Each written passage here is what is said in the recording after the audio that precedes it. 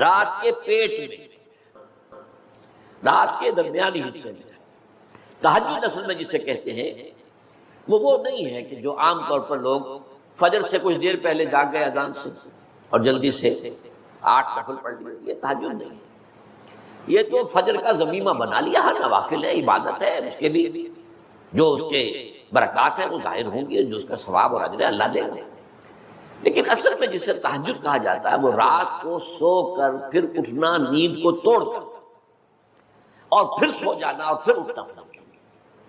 جوف کہتے ہیں پیٹ کو، کسی شے کے جوف اللیل، رات کے بطن میں، رات کے درمیان میں، یعنی نصف رات گزر جائے اس وقت سے انسان جو ہے وہ نماز پڑھے اور پھر ثلث رہ جائے تو پھر جا جائے، پھر سو جائے اور پھر اس کے بعد اٹھے فجر کے لیے اور سنتیں پڑھے اور آئے مسجد کے اندر۔ تو یہاں آپ نے فرمایا وَصَلَاةُ الرَّجُلِ فِي جَوْفِ اللَّيْلِ، اور اپنے اس قول کے لیے حضور نے آیتیں تلاوت فرمائی دو، وہی دو آیتیں۔ یہاں یہ سورہ سجدہ کی آیت نمبر 16 اور 17 ہے۔ تَتَجَافَىٰ جُنُوبُهُمْ عَنِ الْمَضَاجِعِ، اللہ تعالیٰ اپنے خاص محبوب بندوں کی یہ صفات بیان کر رہا ہے کہ ان کے پہلو اپنے بستروں سے علیحدہ رہتے ہیں، رات کے وقت جاگتے رہتے ہیں، بستر پر لیٹیں گے تو سو جائیں گے۔ تَتَجَافَىٰ جُنُوبُهُمْ عَنِ الْمَضَاجِعِ يَدْعُونَ رَبَّهُمْ خَوْفًا وَطَمَعًا، وہ اس وقت اپنے رب کو پکارتے ہیں، دعائیں کرتے ہیں، خوف کے ساتھ بھی، اس کے مواخذے کا خوف، اس کے عذاب کا خوف، اس کے باز پرس کا خوف، اس کی ناراضی کا خوف، جہنم کا خوف، وطمعاً، اور طمع کس کی؟ اللہ راضی ہو جائے، اللہ کے اجر و ثواب کی بھی طمع ہو، لیکن سب سے بڑی طمع کیا ہے؟ اللہ مجھ سے راضی ہو جائے۔ اس لیے سب سے اونچا مقام یہی ہے، رضی اللہ عنہم ورضوا عنہ، اللہ ان سے راضی ہو گیا، وہ اللہ سے راضی ہو گیا۔ یہ باہمی رضا ہے، بندہ اپنے رب سے راضی رہے، وہ ہے کہ تسلیم و رضا جو بھی دنیا میں آ رہا ہے اس پر شکوہ، اللہ کا شکوہ زبان پر نہ لائے۔ جو بھی آ رہا ہے یہ میرے رب کی طرف سے ہے، وہ میرا مولا ہے، آقا ہے، دوست ہے، میرا خیر خواہ ہے، اسے معلوم ہے کہ اس شر کے پیچھے کون سا خیر آ رہا ہے، مجھے کیا پتا، مجھے تو شر نظر آ رہا ہے، خیر نظر نہیں آ رہا۔ اس لیے فرمایا گیا کہ ہو سکتا ہے عسیٰ ان تکرہوا شیئا وہو خیر لکم وعسیٰ ان تحبوا شیئا وہو شر لکم واللہ یعلم وانتم لا تعلمون، ہو سکتا ہے تمہیں کوئی چیز بری لگے حالانکہ اسی میں تمہارا خیر ہے، عین ممکن ہے تمہیں کوئی چیز اچھی لگی حالانکہ اس میں تمہارے لیے شر ہے، اللہ جانتا ہے تم نہیں جانتا۔ اس کیفیت کے اندر دنیا کی زندگی گزارے، اللہ تعالیٰ آخرت میں اسے راضی کر دے گا، اللہ اس سے راضی ہو جائے گا۔ خارا کہتے ہیں خیر طلب کرنے کو، یہ باب استفعال سے جب کوئی آتا ہے، استنصار مدد حاصل کرنا، مدد لینا، استخارہ خیر طلب کرنا، خیر حاصل کرنا۔ اور اس کی ایک دعا جو ہے وہ ایسی ہے کہ جو حضور نے، صحابہ کہتے ہیں، ہمیں ایسے سکھائی جیسے قرآن، یعنی اتنے اہتمام کے ساتھ وہ دعا سکھائی۔ وہ دعا پڑھتے رہنا یہ ایک مستقل گویا کہ انسان کا استخارہ ہونا چاہیے، اس کے معمولات۔ کوئی بھی مسئلہ درپیش ہے تو آدمی دعا کرے، اللہم انی استخیرک بعلمک واستقدرک بقدرتک، اے اللہ میں تیرے علم سے خیر مانگتا ہوں اور تیری جو قدرت ہے اسی سے قدرت چاہتا ہوں کہ مجھے بھی کچھ طاقت حاصل ہو جائے۔ اللہم انی استخیرک بعلمک واستقدرک بقدرتک واسألک من فضلک العظیم، اور مانگتا ہوں تجھ سے تیرا بہت بڑا فضل۔ اللہم ان کنت تعلم ان ھذا الامر خیر لی فی دینی ومعاشی وعاقبۃ امری، اے اللہ تیرے علم میں اگر یہ کام جو میں کرنے چلا ہوں یا یہ رشتہ جو ہم کو تجویز کر رہے ہیں، اگر تیرے علم میں یہ ہے کہ یہ ہمارے لیے دین اور دنیا اور آخرت کے اعتبار سے بہتر ہے، فقدرہ لی، تو وہ ہمارے لیے اس کو ہمارے لیے آسان کر دے، میسر کر دے، میسر لی، اسے ہمارے لیے آسان کر دے، ثم بارک لی فی، اور پھر اس میں ہمیں برکتیں عطا فرما۔ وَإِن كُنتَ تَعْلَمُ أَنَّ هَذَا الْأَمْرَ شَرٌّ لِّي فِي دِينِي وَمَعَاشِي وَعَاقِبَةِ أَمْرِي، اور اگر تیرے علم میں یہ ہے کہ یہ کام ہمارے لیے شر ہے، برائی ہے، دین میں بھی، دنیا میں بھی اور عاقبت کے اعتبار سے بھی، فَاصْرِفْهُ عَنَّا یا عَنِّي، تو پھر اس کام کو مجھ سے دور کر دے، وَاصْرِفْنِي عَنْهُ، اور مجھے اس سے دور کر دے، اسے مجھ سے دور کر دے، وَاقْدُرْ لِي الْخَيْرَ حَيْثُ كَانَ ثُمَّ أَرْضِنِي بِهِ، اور اللہ خیر جہاں بھی ہو تیرے علم میں وہ ہمارے مقدر میں کر دے اور پھر ہمیں اس کے اوپر راضی بھی کر دے۔ تو یہ استخارہ تو بہت ہی عمدہ بات ہے، اور یہ تو ہمیں اکثر معاملے میں کرنا چاہیے۔ البتہ وہ استخارہ نکالنا، یہ فلاں سے استخارہ نکال رہے ہیں، فال نکال رہے ہیں، پھر استخارے میں یہ سمجھنا کہ پھر یہ دعا مانگ کر 2 نفل پڑھ کے سو جاؤ تو خواب میں ضرور کوئی اشارہ ملے گا، ان چیزوں کا کوئی ثبوت نہیں ہے میرے علم کی حد تک احادیث میں یا سنت میں۔ بہرحال اگر اللہ تعالیٰ اشارہ کر دے کوئی خواب کے اندر تو بھی کوئی بعید بات تو نہیں ہے، لیکن یہ کہ اصل میں دعا استخارہ جو ہے بس وہ ہے اصل استخارہ، اور وہ بہت عمدہ چیز ہے، اور وہ ایمان کے عین مطابق ہے کہ اللہ ہم نہیں جانتے تو جانتا، ہم شارٹ سائٹڈ ہیں، ہمیں یہ چیز اچھی لگ رہی ہے، ہمیں پتہ نہیں شاید اس کے پیچھے کوئی بری چیز چلی آ رہی ہے۔ قرآن نے کہا ہے وَعَسَىٰ أَن تَكْرَهُوا شَيْئًا وَهُوَ خَيْرٌ لَكُمْ وَعَسَىٰ أَن تُحِبُّوا شَيْئًا وَهُوَ شَرٌّ لَكُمْ وَاللَّهُ يَعْلَمُ وَأَنتُمْ لَا تَعْلَمُونَ۔ ہو سکتا ہے تم کسی چیز کو برا سمجھو حالانکہ اسی میں تمہارا خیر ہو، اور ہو سکتا ہے تم کسی چیز سے محبت کرو حالانکہ اس میں تمہارے لیے شر ہو۔ اللہ جانتا ہے، تم نہیں جانتے، تو اسی کو کہتے ہیں تفویض الامر الی اللہ، اپنا معاملہ اللہ کے حوالے کر دو۔ اللہ تو اگر اسے ہمارے لیے خیر سمجھتا ہے تو آسان کر دے، اگر شر سمجھتا ہے تو ہم سے دور کر دے۔ جو لوگ اللہ پر ایمان لائیں، کہیں کہ ہمارا رب اللہ ہے، پھر اس پر جم جائیں، ان پر فرشتوں کا نزول ہوتا ہے، نہ کوئی غم کرو نہ خوف، خوشیاں مناؤ جنت کی جس کا تم سے وعدہ کیا گیا تھا۔ اللہ کی ربوبیت پر اطمینان جب انسان کو ہو جاتا، میرا رب اللہ ہے، ربی اللہ، انسان کے لیے نہ کوئی کھٹکا، نہ کوئی خطرہ، نہ کوئی خوف، نہ کوئی حزن۔ جو کچھ ہو رہا ہے کس کے اذن سے ہو رہا ہے؟ اللہ کے اذن سے۔ اللہ کے اذن کے بغیر پتہ تک نہیں ہلتا۔ یہ کوئی اندھا بہرا مادہ نہیں ہے جس سے مجھے کوئی خوف ہو۔ اندھا بھینسا چلا رہا ہو اس سے تو ڈرنے کا ہر انسان کو ڈرنا چاہیے، نہ معلوم کس کو ٹکر مار، لیکن نہیں، اس کائنات کو چلانے والا ایک سمیع و بصیر خدا ہے، وہ جو میرا دوست ہے، میرا ولی ہے۔ اللہ ولی الذین آمنوا یخرجہم من الظلمات الی النور۔ اللہ اہل ایمان کا ولی ہے، ساتھی ہے، پشت پناہ ہے، مددگار ہے، حمایتی ہے۔ بتائیے جسے یقین ہو جائے کہ اللہ میرا مددگار، اللہ میرا محافظ، اللہ میرا پشت پناہ، اللہ میرا حمایتی، اس کے لیے کوئی خوف ہوگا؟ اسے کوئی ڈر ہوگا؟ میں مثال دیا کرتا ہوں ایک بہت سادہ، پنجاب کے دیہات کی۔ تو بڑا چودھری ہے اور کوئی غریب کسان ہے، اس غریب کسان کے جانوروں کو ہر وقت اندیشہ ہوگا چوری کا، کوئی میری بھینس کھول کر نہ لے جائے، کوئی میرا بیل کھول کر نہ لے جائے۔ لیکن جس کے بارے میں یہ سب کو معلوم ہو کہ وہ جو بڑا چودھری ہے وہ اس کا دوست ہے، اس کی بچیا کو کوئی خوف ہوگا؟ اس کی بھینس پر کوئی ہاتھ ڈالے گا؟ اسے کوئی اندیشہ ہوگا؟ نہیں۔ کیوں؟ کہ وہ بڑا چودھری، بڑا اس کا یہاں کا سردار، جاگیردار، سب کو معلوم ہے وہ میرا دوست ہے، کوئی میرے خلاف اقدام نہیں کر سکتا۔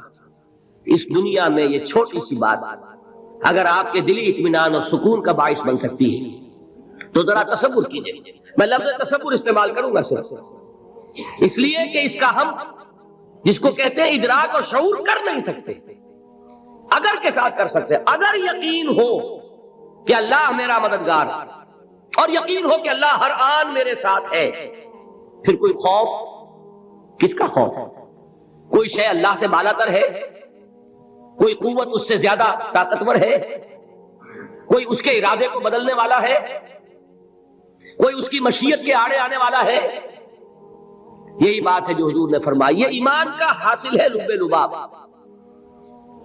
کہ دیکھو اچھی طرح اس بات کو ذہن نشین کر لو، اگر تمام انسان مل کر تمہیں کوئی نقصان پہنچانا چاہے نہیں پہنچا سکتے، مگر جو کچھ اللہ نے لکھ دیا، اور تمام انسان مل کر تمہیں کوئی نفع پہنچانا چاہے نہیں پہنچا سکتے، مگر وہ شے جو اللہ نے طے کر دی۔ آپ پھر میں کہوں گا ذرا تعریف کیجئے، اسے فرض کیجئے، اسے سوچئے۔ اگر اس حدیث پر ہمارا دل ٹھکا ہوا ہو تو کسی سے ڈر ہوگا؟ یہ مجھے نقصان نہ پہنچا دے، یہ میری رپورٹ خراب نہ کر دے، یہ میری انکریمنٹ نہ رکوا دے، یہ میرا یہ نہ بگاڑ دے، یہ میرے یہ نقصان نہ پہنچا دے۔ اس کا ڈر، اس کا ڈر، اس کا خوف، اس کی خوشامد، اس کے لیے جا کر طرح طرح سے اپنی عزت نفس کو ذلیل کروانا اس کے سامنے. یہ سب کچھ کیوں کرتا ہے انسان؟ جب سمجھتا ہے کہ اس کے ہاتھ میں میرا کوئی نفع ہے، اس کے ہاتھ میں میرے لیے کوئی ضرر ہے، یہ مجھے کوئی گزن پہنچا سکتا ہے، یہ مجھے کوئی نقصان پہنچا سکتا ہے، یہ میرا کوئی کام بنا سکتا ہے، یہ میری کوئی ضرورت پوری کر سکتا ہے. اسی کا نام شرک ہے. جہاں آپ نے یہ سمجھا کہ غیر اللہ کے اندر کوئی طاقت موجود ہے، وہی شرک ہے. بتوں سے تجھ کو امیدیں، خدا سے نو امیدی، مجھے بتا تو صحیح اور کافری کیا ہے. شرک تو یہ جس پر بھی تمہیں یہ خیال ہے کلمہ ہے، یہ کلمہ سوم لا حول ولا قوت الا باللہ. ذرا اس پر دل کو کبھی اگر آپ تصور کریں، پھر فرض کریں، دل ٹھک جائے اس پر، کوئی طاقت نہیں. یہی بات تھی جو شیخ عبد القادر جیلانی رحمۃ اللہ علیہ نے اپنی وصیت میں اپنے بچے سے کہی. 11ویں دینے والے ہیں، لیکن حضرت شیخ عبد القادر جیلانی کی وصیت اور تعلیمات کو کتنے لوگ ہیں جانتے ہیں؟ یہ جن مقامات تک پہنچے ہیں وہ کس چیز کی بدولت پہنچے؟ انہوں نے جو پیغام دیا وہ کیا تھا؟ اے میرے بچے، جس طریقے سے قرآن مجید میں حضرت لقمان کی نصیحتیں جو ہے نقل کر دی گئی ہیں، میں یہ عرض کروں گا بالفرض اگر قرآن حضرت عبد القادر جیلانی کے بعد نازل ہوا ہوتا تو شیخ عبد القادر کی یہ نصیحتیں بھی قرآن میں درج ہوتی. اتنی اونچی نصیحتیں ہیں. اے میرے بچے، اس حقیقت کو ذہن نشین کر لے، لا فاعل فی الحقیقت ولا مؤثر الا اللہ. اس کائنات میں نہ کوئی فاعل حقیقی ہے نہ مؤثر حقیقی ہے سوائے اللہ. کسی شے میں کوئی تاثیر نہیں اگر اللہ نہ چاہے. آگ جلا نہیں سکتی اگر اللہ نہ چاہے، پانی ڈبو نہیں سکتا اگر اللہ نہ چاہے، زہر ہلاک نہیں کر سکتا اگر اللہ نہ چاہے، کوئی چیز فائدہ نہیں پہنچا سکتی اگر اللہ نہ چاہے. تو در در پہ کیوں سر جھکاتے ہو؟ در در پر کیوں جبیں سائی کرتے ہو؟ سب کے سامنے کیوں ہاتھ پھیلاتے ہو؟ ایک اللہ سے مانگو، ایک اللہ کے سامنے جبین سر پر اپنی جبین رکھو. لا فاعل فی الحقیقت ولا مؤثر الا اللہ. نظر آتا ہے ہمیں کہ پانی پیاس بجھا دیتا ہے.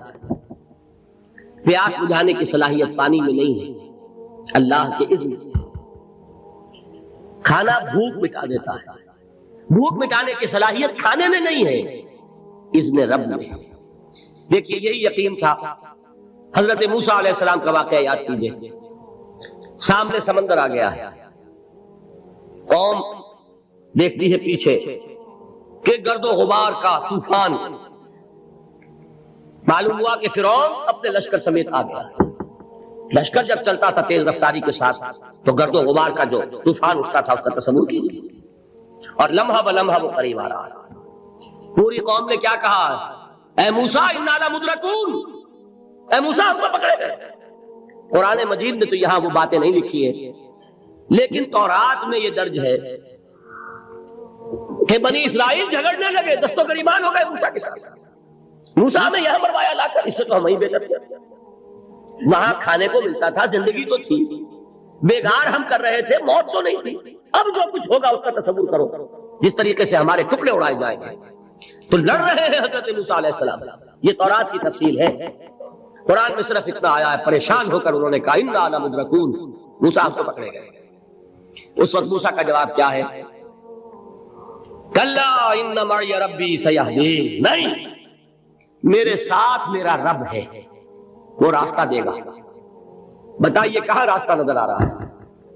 یہ ہے ایمان بالغیب. راستہ نظر نہ آئے تب اللہ پر یقین ایمان ہے. جیب میں پیسے ہوں تب دل کو اطمینان ہے. تو ایمان کس پر ہوا؟ پیسے پر، اللہ پر نہیں. جب وسائل و ذرائع نہ ہو اور پھر یقین ہو کہ اللہ مسبب الاسباب ہے، وہ اسباب کا پابند نہیں ہے، وہ اسباب کا محتاج نہیں ہے، اسباب اس کے محتاج ہیں. اگر یہ یقین ہے تو اللہ پر ایمان ہے. یہ نہیں ہے تو تمہارا ایمان اسباب پر ہے، وسائل پر ہے، ذرائع پر ہے، مادیات پر ہے، اللہ پر نہیں. اس وقت کہاں راستہ تھا؟ کوئی راستہ تھا؟ سمندر ہے اور ادھر سے لشکر آ گیا ہے. کلا ان معی ربی سیہدین. اب دیکھیے ایمان کہہ دینا آسان ہے، ہوا معکم اینما کنتم، جہاں کہیں بھی تم ہوتے ہو اللہ تمہارے ساتھ ہوتا ہے. لیکن اس کا یقین قائم ہو جائے تو زمین و آسمان کا فرق واقع ہو جائے. یہی بات ہوئی حضور کے ساتھ. غار ہے، چھپے ہوئے ہیں محمد رسول اللہ اور آپ کے وہ یار غار ابو بکر صدیق رضی اللہ تعالی عنہ۔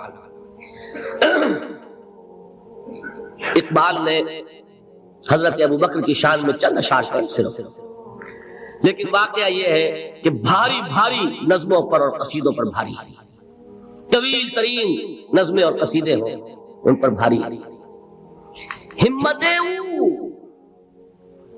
ابو بکر کی ہمت جو ہے، کشت ملت را جو اب، جیسے بارش سے کھیتی اپجتی ہے، ابو بکر کی ہمت اور عزیمت اس امت کو اسی طرح سینچنے والی ہے۔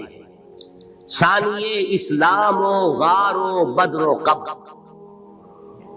وہ دوسرے تھے اسلام میں، دوسرے پہلے کون تھے؟ انا اول المومنین، حضور کی بات ہے، سب سے پہلا ایمان لانے والا میں، دوسرے ابو بکر۔ ویسے ہمارے ہاں یہ چلتا ہے اختلاف، حضرت علی پہلے ہیں کہ حضرت ابو بکر پہلے ہیں، لیکن اس میں بڑی خوبصورت تطبیق قائم کی ہے علماء نے، اور بہت صحیح ہے۔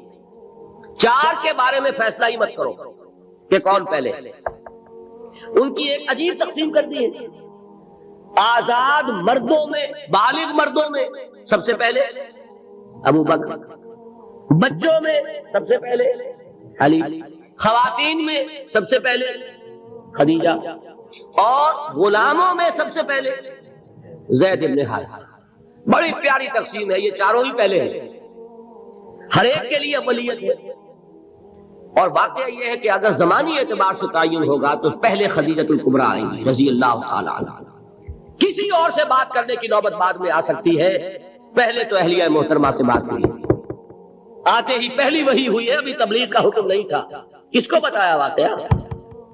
ابھی اپنی نبوت کی تبلیغ کا تو حکم ہی نہیں آیا، واقعہ کس کا ہے؟ وہ خدیجہ کا۔